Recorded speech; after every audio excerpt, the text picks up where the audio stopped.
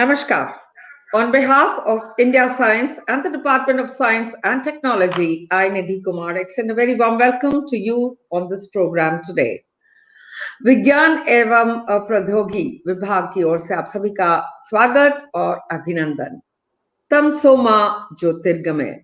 Let us begin today's auspicious event with the praise of the most merciful and the most benevolent Lord.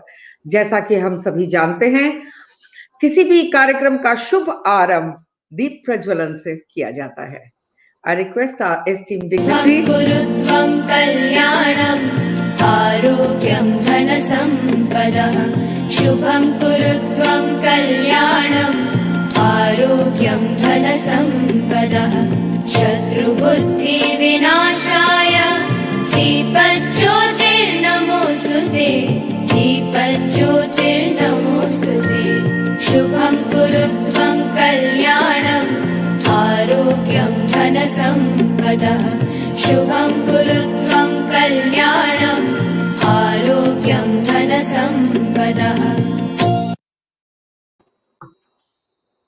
After that absolutely enthralling lamplighting ceremony, a little bit about DST.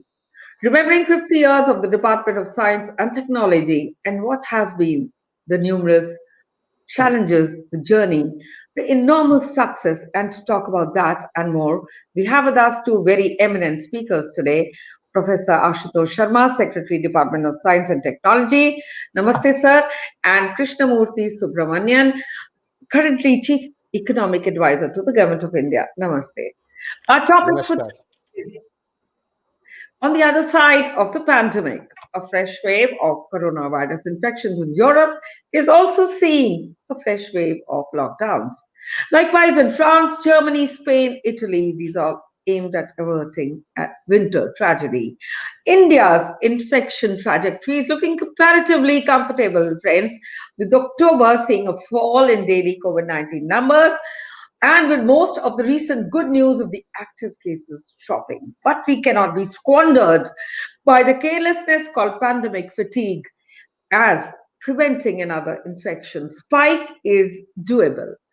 It is my privilege to welcome my esteemed panelists. I would first like to welcome Professor Ashutosh Sharma, Secretary, Department of Science and Technology. He has been the founder of the Center for Nanoscience and Center for Advanced Imaging and chairman of Chemical Engineering and Center for Environmental Sciences, all at IIT Kanpur. He's a recipient of many scientific awards and honors, including the Infosys Prize in Engineering and Computer Science, the Shanti Swarup Bhatnagar Prize, Distinguished Alumni Award of IIT-K, and Sunny Buffalo and honoris causa from several universities in India and abroad. He has helped initiate several new programs related to infrastructure and human capacity building, innovation and startups, R&D in advanced manufacturing, waste processing, clean energy, and cyber physical systems, industry academia cooperation, science communication, women scientists, and major international collaborations in the area of priority for the nation. We welcome you, sir. It is now my pleasure to welcome amidst us as our keynote speaker today, Krishnamurthy Venkata Subramanian, an Indian economist and the current Chief Economic Advisor to the Government of India.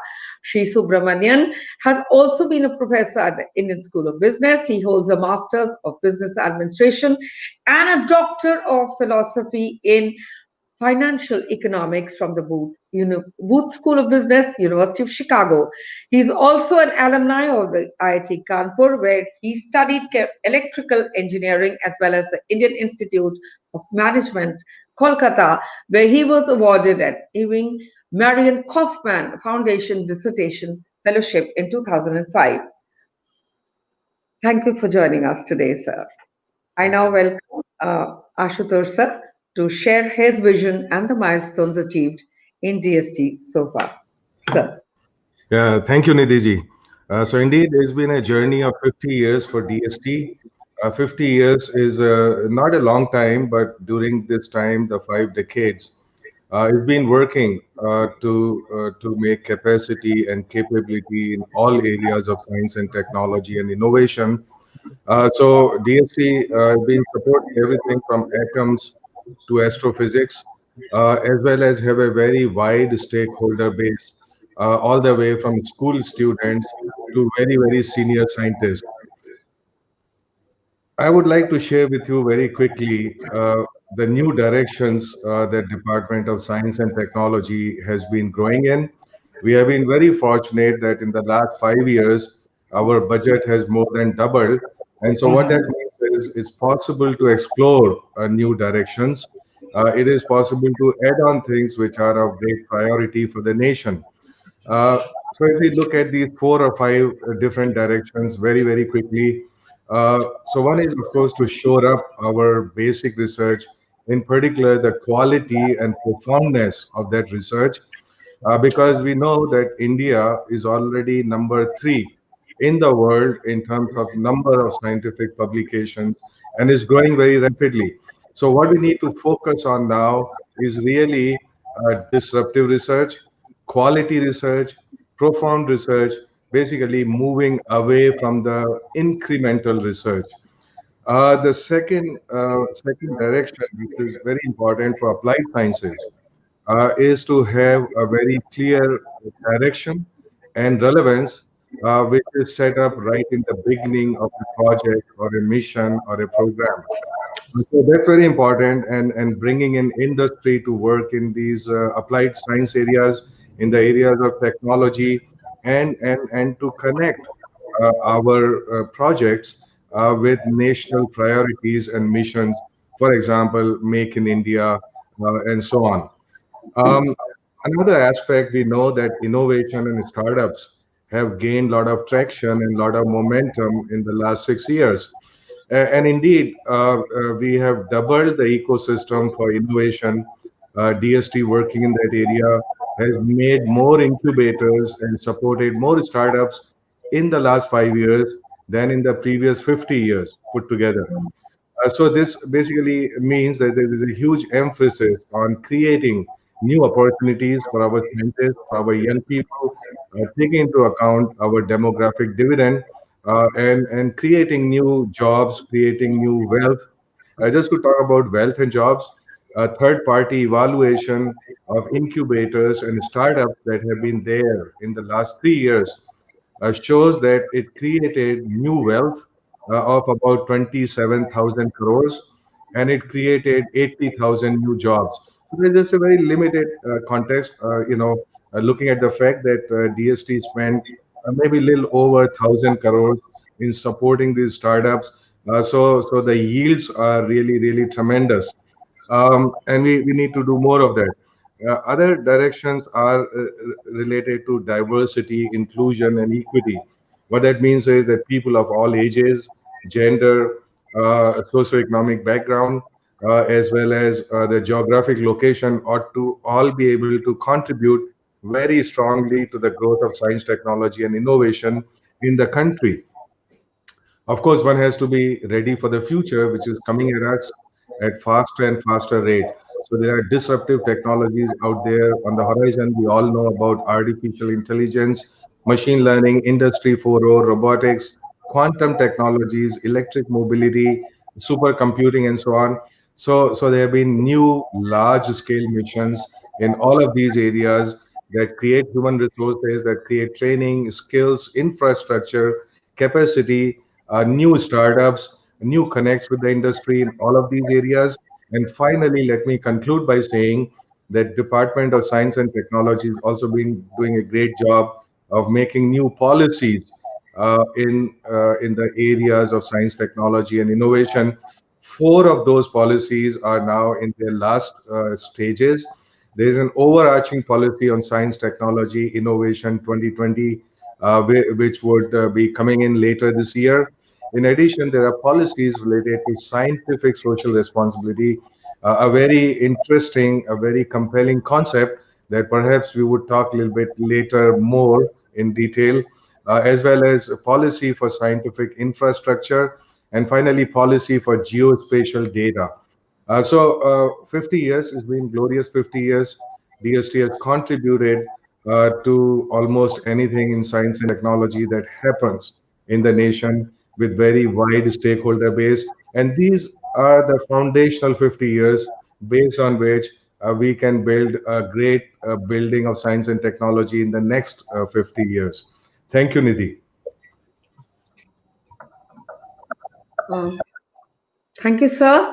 And indeed, we need to connect the dots. More power to DST, more power to you, sir.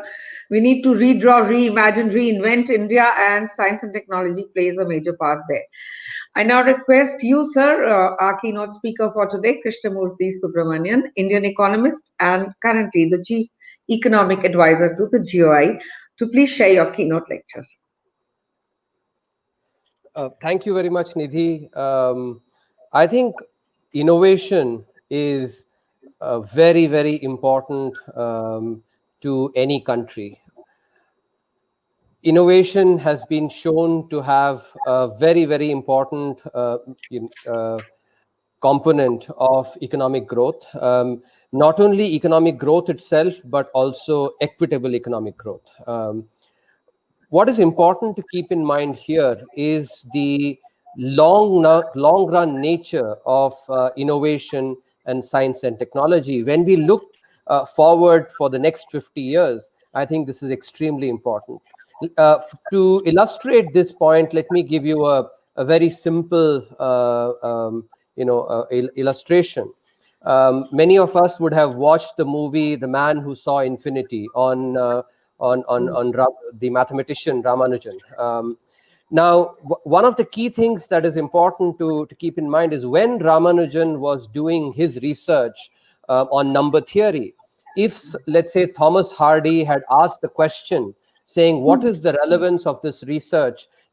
How is it going to get applicable in the next 10, 20 years? And possibly, use that criterion to say that, this research and number theory will get funded only if it is relevant in the next 10, 20 years, then, it is easy to imagine that the research would not have happened. And so some of the search engines today that actually use the algorithms and many of the other applications of number theory would not have materialized at all. So something that was done just as part of research for the sake of research itself, in order to understand, just, to develop curiosity, to further the knowledge frontier, has become so important about 100 years later. I think this illustrates the importance of doing research just for the sake of it. It does find applicability, but it finds applicability over a much longer horizon. So it is necessary, therefore, for corporates, for policymakers, especially in science and technology, and our academic institutions, to focus and understand that research, and especially basic research, is something that has a very long horizon. So basic research needs to be supported just for its own sake. I think there can't be a better example than what I've talked about in the case of C. Ramanujan. The second related aspect then is about taking that research, and applying it in the context of in the context of the country's problems.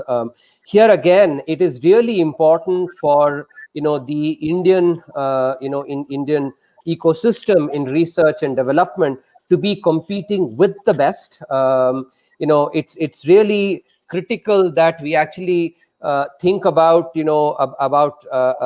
how we are faring with the best. I think we've done very well in the last 50 years, but I think going forward we have to actually be keeping our ambitions really very, very high.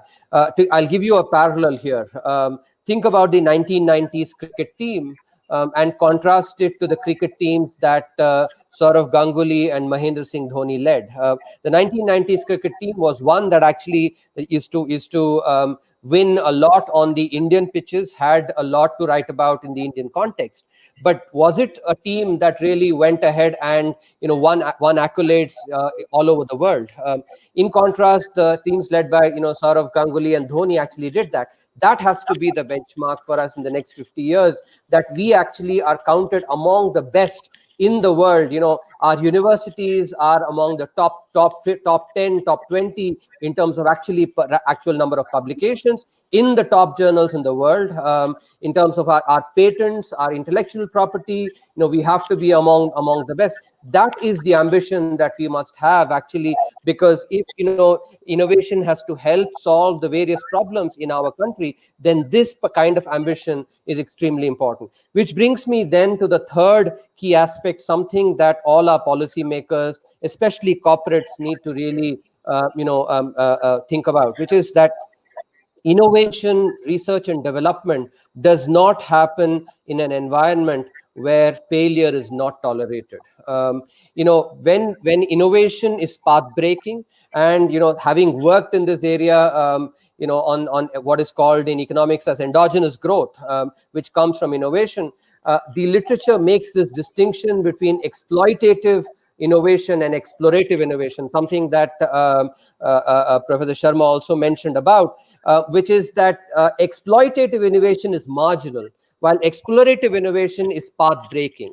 And what is really critical here is for us to really push on the explorative innovation front, and that does not happen without actually enormous tolerance for failure, because the more path breaking the innovation, inevitably there will be failures. And it is therefore important for us to create that ecosystem where we have that long run vision, and thereby also tolerate failure, because failure is what then becomes actually the stepping stone for success, especially in the context of path-breaking innovation. So our firms actually have to have that long-run vision. This is for the corporate boards and the CEOs to actually take into account that, by being myopic or thinking about, the next quarter's earnings being quarter tak, for instance, they cannot really create the really innovative companies. They have to have that long run vision and be tolerant of failure. I think these are key dimensions that we have to focus on. Finally, I think the importance of universities. If you take the two key innovation ecosystems in the world, Silicon Valley and Route 128. Silicon Valley has the Stanfords, the Berkeleys, really furthering innovation. Similarly, Route 128, has the Harvards, the MITs, and the others actually, contributing basic research and development that leads to innovation. Therefore, we also have to have that aspiration that our IITs, our IISc, our Delhi School of Economics has to rank in the top 10 in innovation, in its intellectual property. That's the kind of ambition that we need to be pursuing, thereby actually not be satisfied being the 1990s cricket team, but being the team that actually gets acknowledged all over the world. I think this is what the mission has to be for the next 50 years, so that India can really go and occupy its deserved place in the Committee of Nations. So, thank you so much. I think absolutely brilliant what you said. I do tend to agree with every word that you said, and also how the government plans to jumpstart the economic activity by giving these kind of examples. But sir, here I'd like to make a point, and this is coming strictly from me. I just Googled and I saw that India is spending on scientific research 0.6 to 0.7% of our GDP. I think it is here we need your assistance, sir, to have that kind of, larger picture and not the myopic one. And I love the example you gave about Thomas Hardy also. Very, very path-breaking lecture indeed.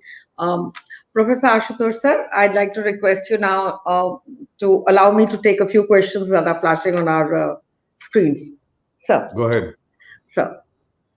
So question number 1, sir, is for you, Subramanian, sir. We need to grow at 8%. This is the Prime Minister's vision. We need to focus on a strategic blueprint of the Prime Minister's vision for a 5 trillion economy, gathering evidence from China and other East Asian economies. How can we look at pursuing investment-driven growth? This is from Ravish from IIM Bangalore. Sir. Ravish, it's an excellent question. In fact, something that we had pondered over when we wrote the economic survey in July 2019. So I would kindly request you to go and read the first chapter of the economic survey of July 2019, which was, laying out that blueprint, strategic blueprint for India to achieve the necessary growth that is required for it to become the third largest economy in the world, and the in its pursuit of the $5 trillion goal. And by looking at not only China and the East Asian economies, but what we did was, after the Second World War, we looked at every country that grew at least for 2 decades at 5% plus. So that's the filter that we used. Every country that grew at least 5% for consistently for 2 decades, not just ephemeral periods of growth, but consistent growth of 5% plus. And we then went and looked at what was the driver of that of that kind of growth. Now the reason this is important is because at the macroeconomic level, every variable is both a cause and an effect, and therefore it requires actually scholarly work to disentangle what is the key driver, because if you think about investment needs savings then requires economic growth. Economic growth itself comes from investment, so they're all actually tangled with each other, very much like the way billiard balls move in a table. One actually hits the other and then creates a cascading effect. So what we discovered there was that if you look at these countries that have grown at such high growth rates over a consistent long period of time, consistently over a long period of time, what stands out was it was investment driven growth. It starts with investment. Investment then actually increases productivity. Investment also creates jobs, and high paying jobs, which then puts money in the hands of people. That enhances demand. The combination of the improvement in productivity and increase in employment then really enables demand, which then affects consumption. Seeing more consumption, then companies invest even more. That's how that virtuous loop proceeds, and this is what we really need to be focusing on. In fact, if you look at the slowdown itself that has happened since 2017, it is because this virtuous loop has not proceeded as fast. Investment declined. As a result of the investment decline, growth declined.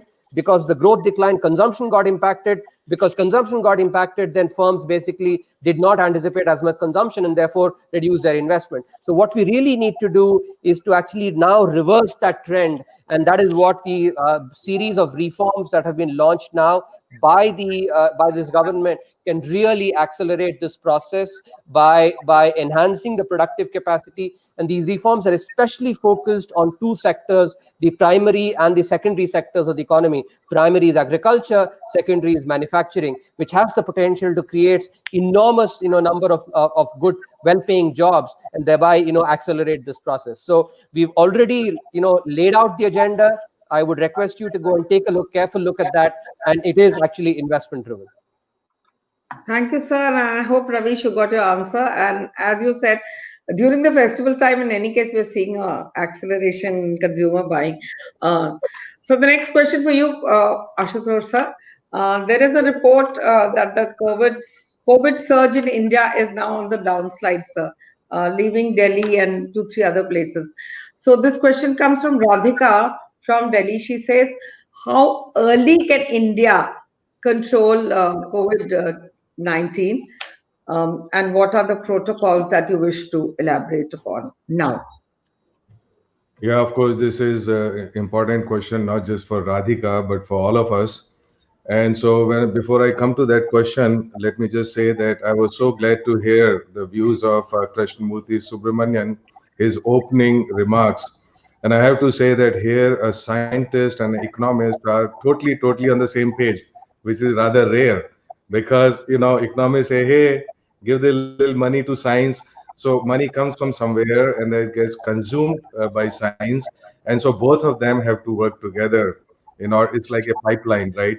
Where money comes in and it gets converted into knowledge. And I very much like the fact that he was saying that, look, we have to push for the profound knowledge. Our ambition has to be high, and it can indeed be high. There's no reason, absolutely no reason at all as to why our top institutions and scientists cannot perform at 10x level. So we talk about Atmanirbharta, Atmanirbhar Bharat, and there are very deep cultural aspects of it. This is not just about how much of GDP you put in there. You asked the question about 0.7%. Our industry sector has to be more respectful of creating knowledge, and they have to be big partners in this push for R&D. So while government, of course, has primary responsibility, especially for fundamental research and so on, is the industry that has to drive a whole lot of this agenda, converting knowledge into new opportunities. And that I think is beginning to happen, and certainly new policy would pay a lot of attention to that aspect. Well, how do we bring people to respect knowledge more, and because it works for them? It's not for the sake of knowledge, but to convince them that this is the only way for the future. Now, second aspect is okay, about the pandemic. So of course there are reports which say that pandemic in India is loosening up, is going down, and so on. But don't be fooled by that at all, because we know that in Europe there have been a second wave, third wave, and there is a third wave going on in Delhi right now as we speak. So what happens? Actually, what happens is that we just get a little bit comfortable. The familiarity breeds contempt, and we say we have been living with this virus for I don't know for very long, and so people get and the festivals are coming, winter is coming, maybe a little bit more pollution. So there are lots of unknowns out there, which could easily turn the tables. Absolutely. I mean, 100%, it can be much worse than what it was in the first peak overall in India. So what do we do about it? What we do about it is, of course, continue to wear masking, distancing, ventilating, not crowding, disinfecting, all the protocols that by now we know by heart. So it's not about not knowing the protocols. It is about following them to the dot. We have come this far. We have come 8 months, right? And so if we stick to it for another 3 months, hopefully that there would be much better resolution of it. It would be at a level with which we can totally deal with it without impacting the economy very greatly, right? But it's all up to us. I mean, there's nothing written out there.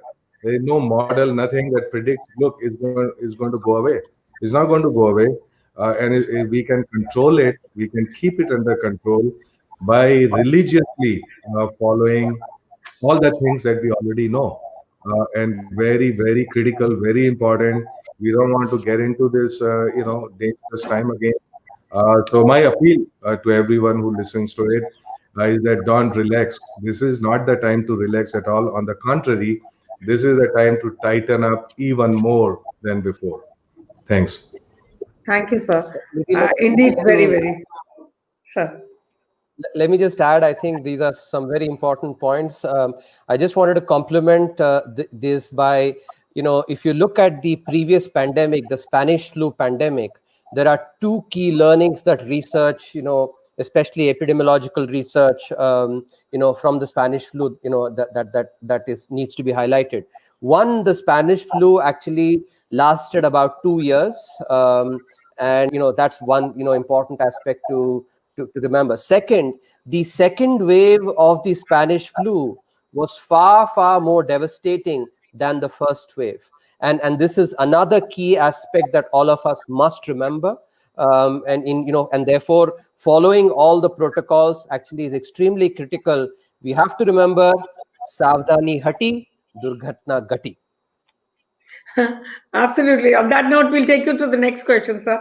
And this is for you, sir. From Mayank IIT Kharagpur, and he says that these are uncertain times, so the government is working on putting together the right response. What is the fiscal intervention required at such times, and what are the new schemes coming up, if you could tell us, in any sector? I think he's left it fairly open, the question. So that's a good question. There are a couple of points that I want to make. Whenever you look at economic crisis, and in this case, of course, the economic crisis has been caused by the health crisis. Most of these economic crises, almost all, are one that actually stem from a paucity of demand. Every economic crisis eventually, down to its core, is something that actually is a manifestation of low demand. So the way to alleviate that crisis, and this is something that our kings and actually Nawabs used to do back in our history as well. So some people would wonder, why would a king go and build a mahal when there is a famine? It will seem like he's actually indulging himself, when there is actually a famine. What was actually happening was, it was an opportunity to provide jobs. For instance, Lucknow's Imam Bara was actually built, following a famine, to give jobs to people. And that is essentially an illustration of fiscal policy. The fact that the government is the one that has the capacity to spend, and therefore it is really critical for the government to fill the gap when private sector, because of risk aversion, in such uncertain times, does not spend as much. So government needs to spend. That's number one.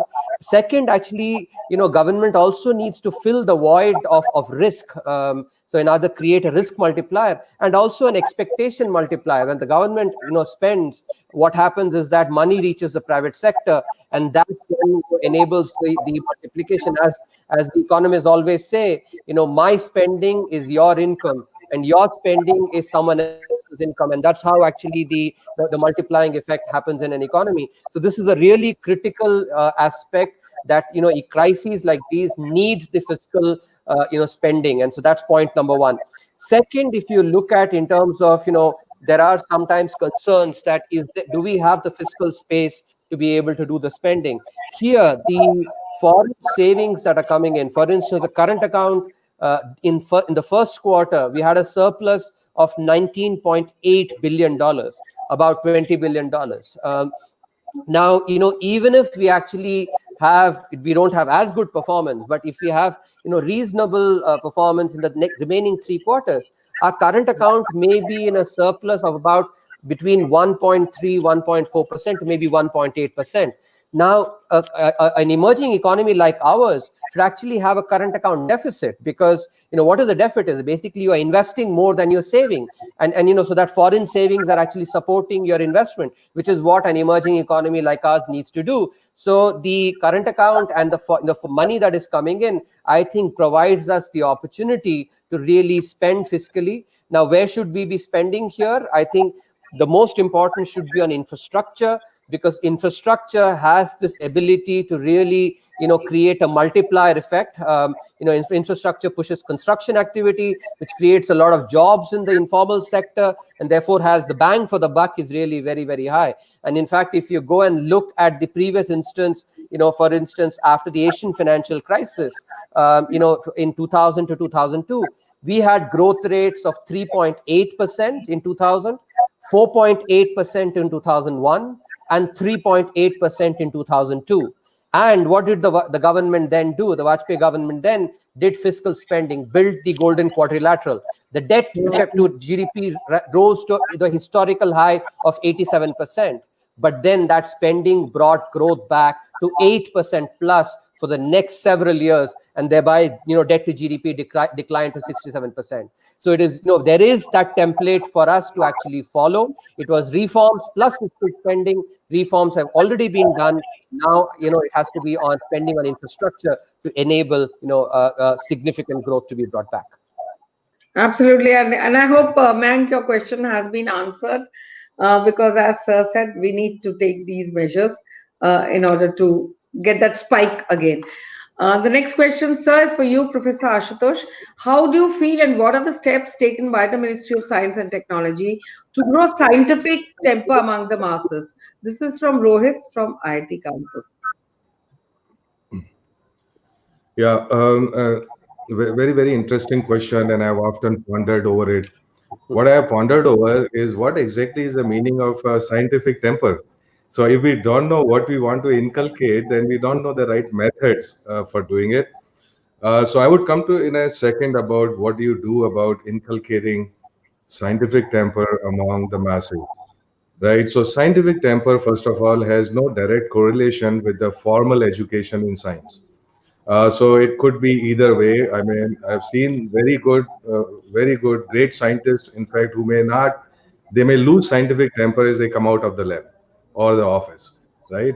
So second aspect is scientific temper is all about people to think rationally, to think logically, to be based on evidence, and then solve problems, right? So it may be a disease, it may be something. So you're not thinking, look, somebody up there is going to help me, right? So you understand actually what the parameters of this problem are, and what would be the right way about going solving it. So it's not necessarily about science, but it is about some aspect of scientific methodology, if you would. Okay, so having said that, um, we certainly need a scientific temper at large, because we everybody's got problems at every scale, and how do you address these problems is very important. So by the way, there is also a strong idea of scientific temper. That is strong idea is that you remain rational and logical even in the face of when you have conflict with self-interest. Okay, so that is even a harder thing to satisfy, because we all know that I can be very rational and logical as long as it doesn't impact my self-interest, right? So that's the weaker principle, if you would, of of scientific temper, but not to lose that temper even in the face of adversity, which is personal. Okay, there is a strong statement of scientific temper. That gets a little bit more, I mean, the domain of moral and ethics and so on. So we now worry about that. But so what do we do? In fact, we started this OTT channel that Nidhi ji, you have also been involved in. This OTT channel, which is now through Geo platform and other platforms, would be reaching crores of people. And you make a program every day, live programming for a couple of hours, as well as a huge library of all sorts of things. Like, okay, what is the meaning of this pandemic we are talking about? There are hundreds of videos literally in that. How does virus transmit? What do we need to do? Stuff. It's about climate change. It's about environment. How do we deal with this? How do we deal with the rise of intelligent machines? What is the future look like?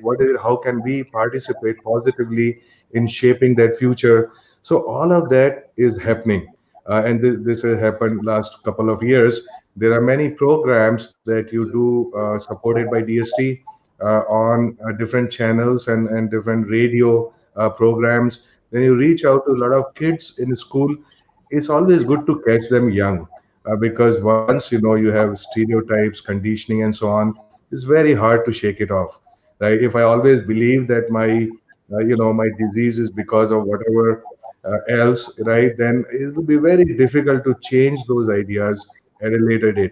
So we reach out to a very large number of young people, students, rural areas, women, so we got a whole lot of this stuff. It doesn't matter if you stay home. Okay, maybe many women, in small towns and so on, but they are basically purveyors of culture. So when people, their children grow up, they listen to the mother, they listen to somebody, right? So all of this is very cultural, and so we, through many different programs, we reach out to very large number of young people, catch them young, farmers, women, everybody, and there's a huge number of programs. In fact, let me conclude by saying we don't have time actually to talk about details of the schemes and stuff. But I just point out, even the scientific temper, you see, even scientists can inculcate it much better. It's not only for masses. Okay, it is certainly for masses. But for example, a lot of people who do PhD, they're into very straight and narrow of their area. They don't necessarily connect with the larger concerns of science and society. They may not even know what they are doing, working so hard. How does it, really solve problems? So we started a new program called Avsar, in which we ask PhD students to write a story, a popular science story, based on their area of research that they understand very well, but bringing in the fact that this is basically should appeal to masses, be understandable by them, and that they gain something out of it. So how do it connect with the larger, world, the science that they are doing? And I'm so happy to report, last year we got what 5,000 stories from PhD students. So they really love to do it. And these top guys, 100 of them, they get good awards, rewards, and stuff get published. So all of this is happening from grassroots to our mature scientists, as well as, I mean, these are some of the agents through which we can also reach society at large, at every level, whether it is Children's Science Congress, whether it is Indian International Science Festival that we've been doing for last 5 years. Huge amount of participation there, and we need to do more of it. Basically, we need an army of people who totally understand what is what is scientific temper. I asked this question to many people, and I'm afraid I have to say that people have not understood the meaning of scientific temper. They think there is something related to doing MSc, right? It's certainly no correlation with that at all. It's not only for scientists; it is for everybody in life. And if we do that, we would really be a very prosperous, progressive nation. To Yes, sir. stop. I Maybe think let me add to. I think this is because of such an important concept of scientific temper. There are three key points that one has to remember with scientific temper. First, what is called Bayesian updating. Those that are in statistics understand what is called the Bayes theorem, which is you have some prior idea, prior belief. We all have that. Sometimes actually it can be a stereotype. But when you're faced with evidence, when you actually see new evidence, if that evidence is strong, if it is something that is convincing, then that evidence should actually make you move your change your prior belief, and have a posterior belief. That's very important part of evidence and interpretation of evidence. If you actually are going to see evidence, and even if the evidence is compelling, you say nahi main nahi manta isko, then that is not consistent with scientific temper. That's point number one. The second point with scientific temper is actually, in my opinion, scientific temper is about deep thinking, is about rigor in thinking. And rigor in thinking, I say this as an engineer myself, is not about actually putting alpha, beta, gamma, or mathematics. That's not what rigor in thinking is about. Rigor in thinking is like peeling the layers of an onion. You ask the first why, and then you get an answer to that. That makes you ask a second why, and then the third why, and the fourth why, and so on. That is what rigor in thinking is about. It's in some sense like a grandmaster thinks his move and then says what the opponent's move would be, and then so on. How many levels are you able to think? That's what rigor in thinking is about. That's what scientific temper is. And final point, and this is something I say this from personal experience, that scientific temper and faith can coexist. I think this idea that scientific temper and faith are actually just mutually exclusive is not something that I say this from personal experience. Others may have a different view on it. For instance, and one of the ways I have lived is, you prepare for an examination as if everything is in your hands.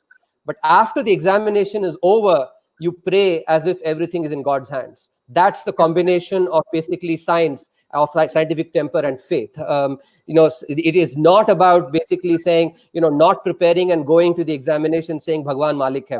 That's not what scientific temper or even faith is about. Faith also tells you that God helps those who help themselves. absolutely. And this is India's worldview, sir, what you just said. Science and spirituality, they exist together in tandem. And I'd like to add one more little thing to what sir said. And you said Article 51AH of our Constitution is mandates the scientific temper, and we need to inculcate it in every school, in every university. And the way to do it, I think probably we could have more industry collaborations in school laboratories.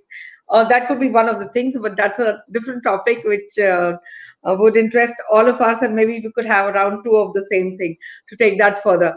The next question. Easy. I think we should have a separate session. I would think on scientific temper and Yes. how do we go about doing it. I think it's fantastic. Let's do it sometime. Because sir, rote learning, there's so much to it, sir. Okay. The next question, sir, for you again, Subramanian, sir. And this is a little critical because it is the question asked by most Indians today. How can we help create more jobs? That Philip that we need to provide. How are you as a CEA looking at this? And this question comes from Rajendra Babuta of NIIT Bangalore, sir. Firstly, let me congratulate Rajendra for an excellent question. Something that all of us should be asking. I've alluded partly to to this when I mentioned about reforms, for instance, and I said that the reforms in are primarily directed towards the primary and secondary sector, agriculture, which is primary, and manufacturing, which is secondary. The reason this is important, and that is one of the key ideas that has been driving the reforms, is that if you look at the constitution of the workforce, a significant part of the workforce works in the primary and secondary sectors, and can in fact work, there can be a large proportion of the workforce that can be accommodated in both these sectors simultaneously. India, if you look at the last 30 years, has grown very well in the tertiary sector, which is the service sector. Now, that is something that actually does provide a lot of jobs. But what is also important, if we have to create jobs in large numbers for the large, the burgeoning youth that we have, the primary and the secondary sectors have to contribute, and it has to happen in two ways. One, productivity has to go up in the primary sector, agriculture, and that's where these reforms, the farm reforms that are I think will play a critical part.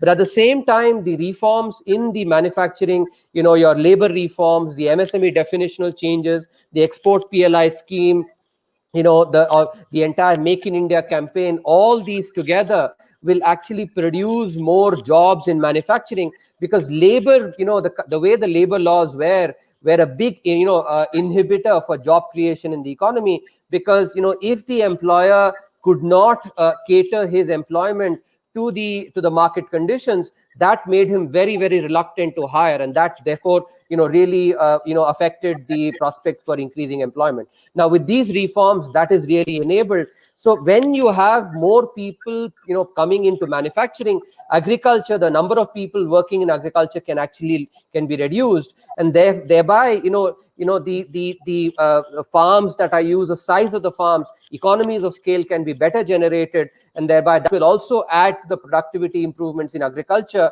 which is something already will happen through these reforms. And one of the key things is that salaries and wages actually are related eventually to the productivity of the job. So as productivity goes up, salaries and wages will go up as well. So well-paying jobs will be created in agriculture and manufacturing. And that is one of the key ways in which we're actually pushing. Second, related to that, is actually something that we spoke about earlier, which is about investment. Investment, is something that actually brings jobs. Many of us think that capital and labor are substitutable. For instance, we may think that the coming of teller machines, ATM machines, for instance, automatic teller machines, maybe took away the job of the cashier.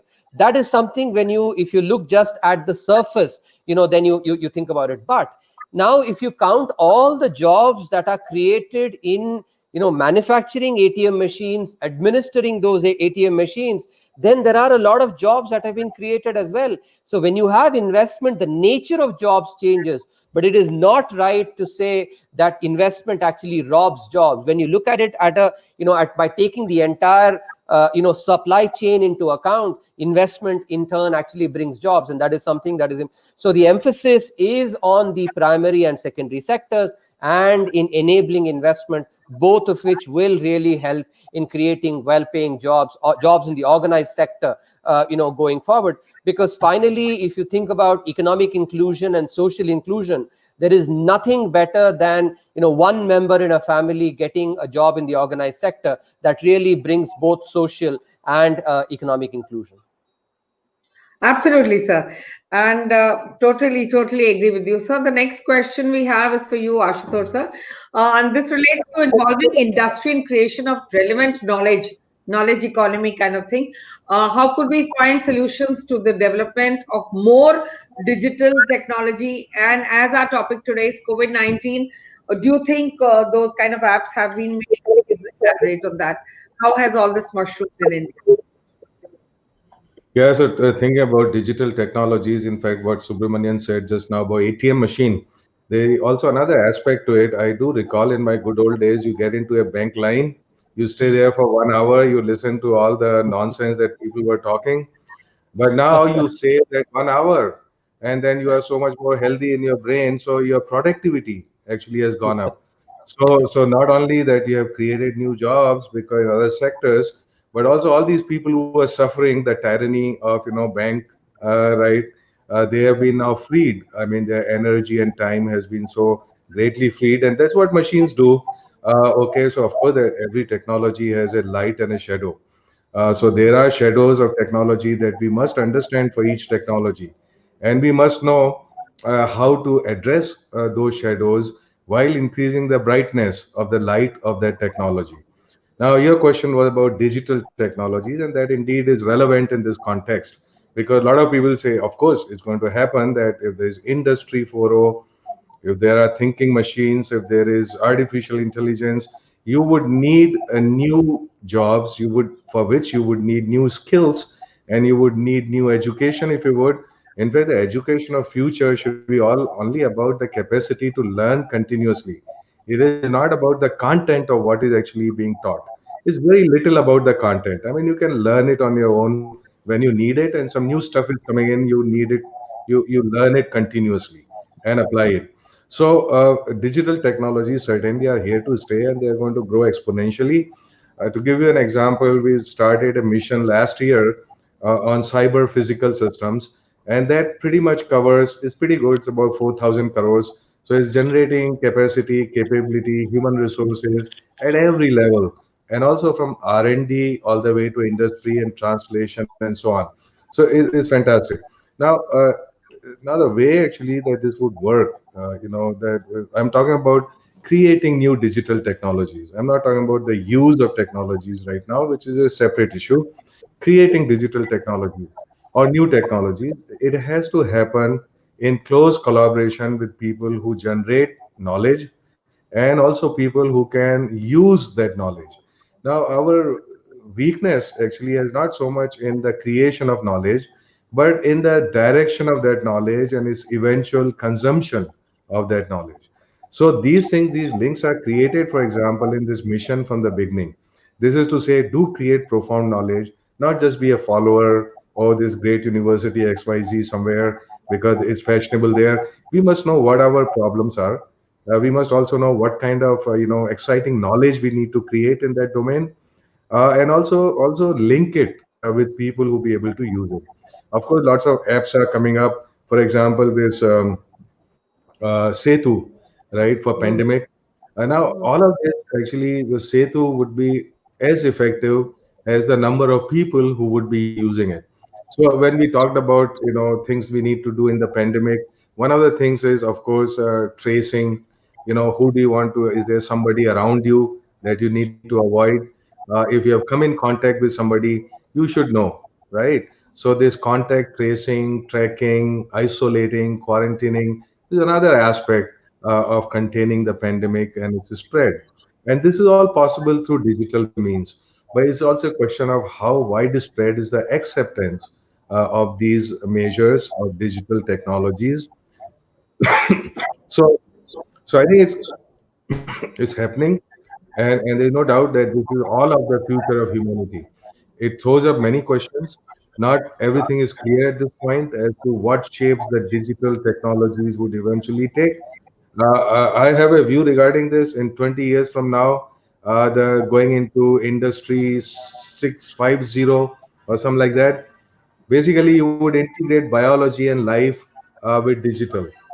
So while digital today remains in something passive, something in my hand is getting more widespread, it's getting into my life, but it's not getting into my body yet. Okay, so that's going to happen, that integration, that last frontier of knowledge, if you would, right?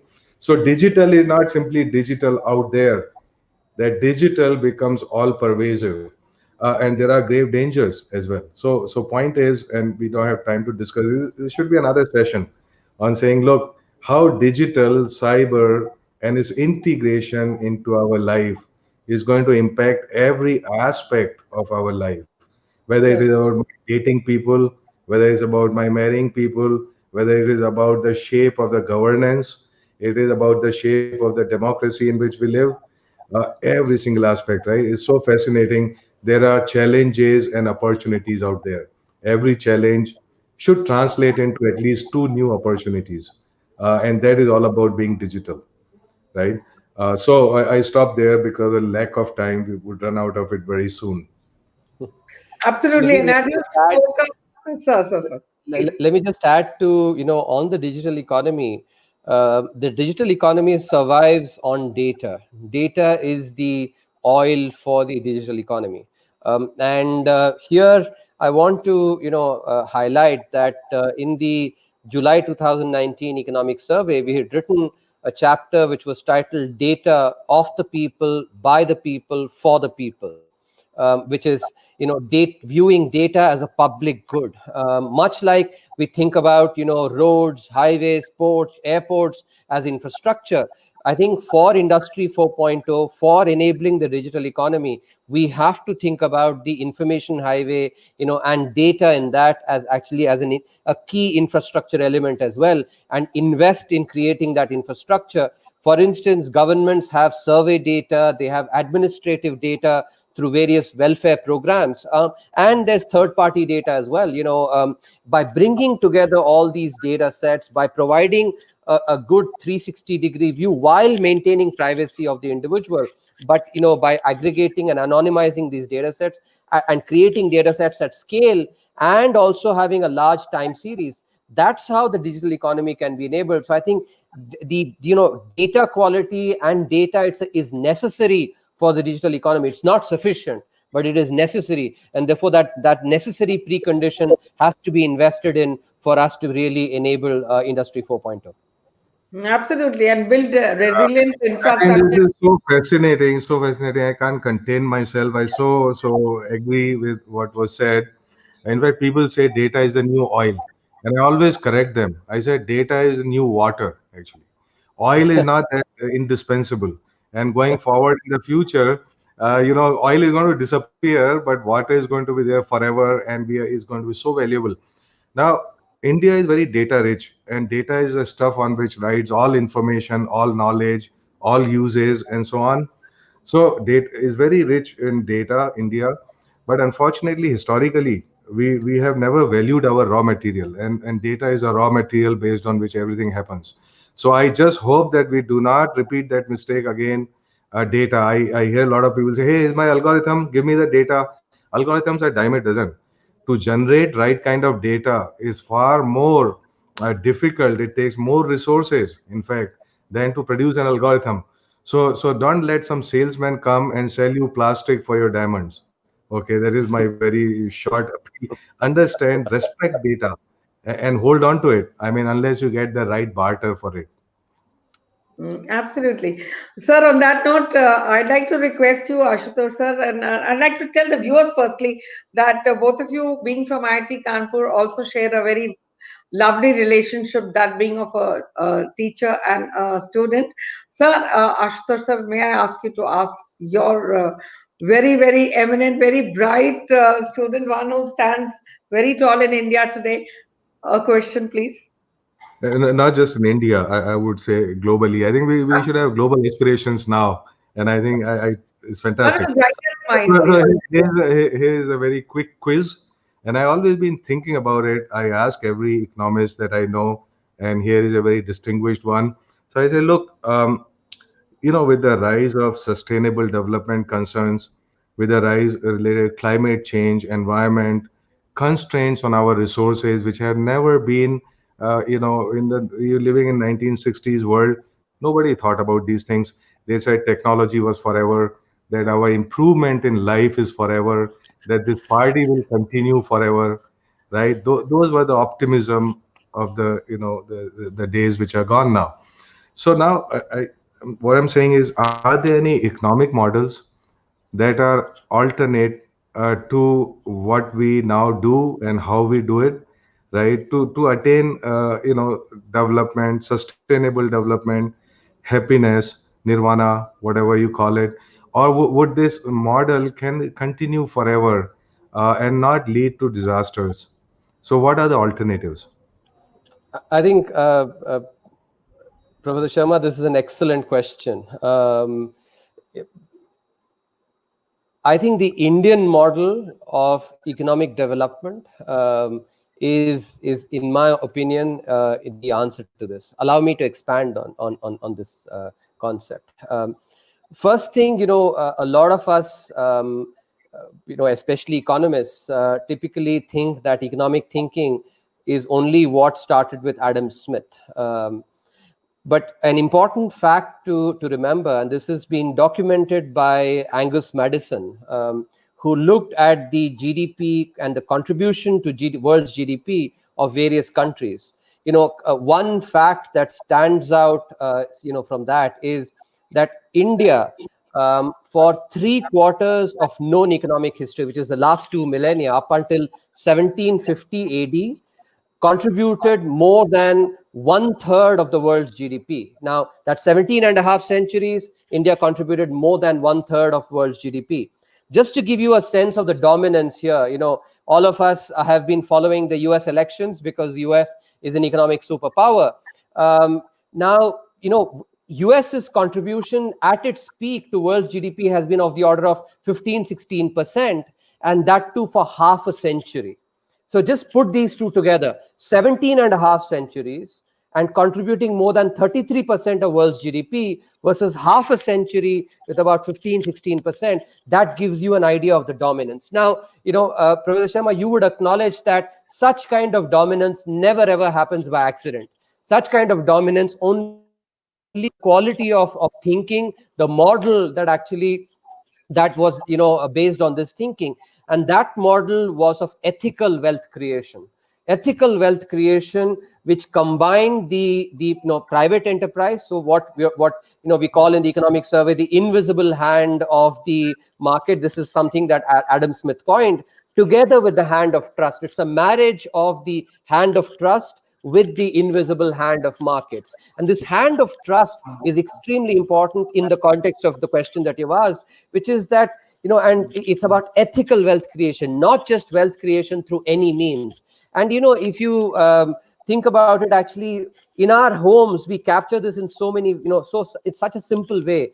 We, write Shubh Labh. Shubh and Labh are together, which means Shubh is something that is salutary, good, and then Labh is profit. So, it's basically advocacy here is of generating profits by doing something good, not we never write Ashubh and Labh. That's not what we talk about. So, profit generation has to come by not harming the environment, by not harming others. And this is, in fact, advocated in as disparate literature as the Arthashastra written in Sanskrit, which a lot of people in the north are familiar with. Also, the Tirukkural, something that the Honorable Prime Minister remarked in his recent Man Ki Baat, written in Tamil by Saint Tiruvalluvar. Now, you go and read as disparate literature as these, they both talk about ethical wealth creation. And that is what led to that kind of dominance. So we really need to be returning back to that, private sector and the government needs to return back to ethical wealth creation. And that ethical part itself actually drew, its vitality from the very deep spiritual and cultural traditions that we had. And that is what I think we really need to be able to generate sustainable growth, sustainable economic development, not just wealth creation, but ethical wealth creation. Because mein sab samaj aata hai. Actually, you think about even climate change, or even once you take a loan, you repay it. That not default willfully. That cannot be ethical wealth creation. All these aspects. Similarly, if there is a particular product that you are selling to the customer, if you say it is basically this, it has these qualities, then it should have those qualities. That is what ethical wealth creation is about. Not that you promise one product and deliver something else. That is not ethical wealth creation. These are all various aspects that are indeed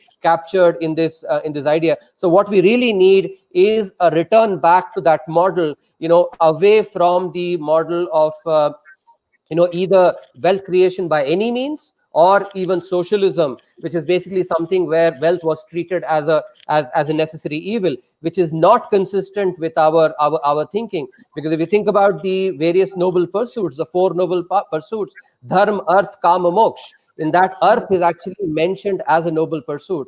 And as you would acknowledge, then a noble pursuit cannot actually happen in ashubh ways. It has to be done in shubh, and that is why ethical wealth creation. That is what we really need by marrying the invisible hand of market, private enterprise with the hand of trust.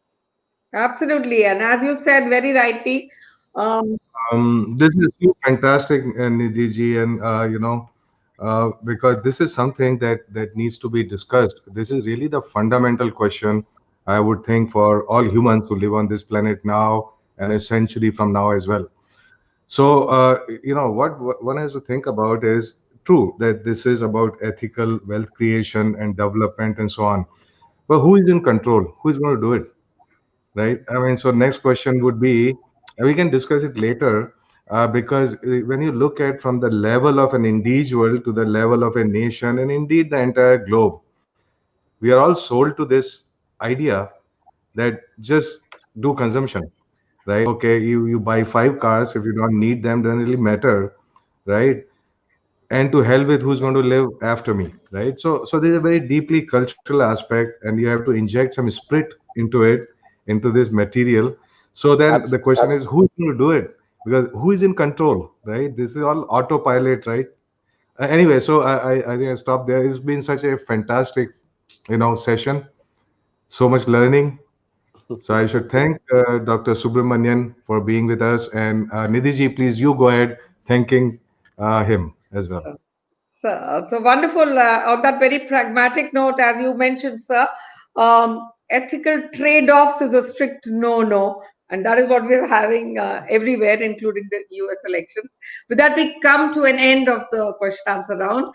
Thank you very much for joining us. I thank Professor Ashutosh Sharma, Secretary DST, and our esteemed keynote speaker for today, Shri Krishnamurthy Subramanian, CEA to GOI, for sharing his vision on the other side of the pandemic. It was indeed a very insightful lecture, as Professor Ashutosh has also been his teacher at the IIT Kanpur. We request you to join us on more occasions, sir. We have lots and lots of questions on MSMEs to sustainable cities just pouring in. I can see them here, but we need to close now. I thank the audience for watching. The present COVID-19, friends, has been a very big challenge, and not just on the health, emotional, economic front, but in a bigger way as well. People all over the world are working hard to reconstruct their lives while facing COVID-19 challenges. Facing such a global crisis, one might imagine that it would be very difficult to rise from the ashes. However, let us remember that God has made this world full of opportunities. There is no room for despair. I'm sure India will rise like the phoenix. And on that note, it's a wrap on this edition of DST Golden Jubilee Series #5. And as we firmly sign off and bring the program to an end, I request you to please stand for the national anthem. Namaste. जनगण मन अधिनायक जय हे भारत भाग्य विधाता पंजाब सिंध गुजरात मराठा द्राविड उत्कल बंगा विंध्य हिमाचल यमुना गंगा उच्चल जलधि तरंगा तव शुभ नामे जागे तव शुभ आशीष मांगे गाहे तव जय गाथा जन गण मंगलदायक जय हे भारत भाग्य विधाता जय हे जय हे जय हे जय जय जय जय हे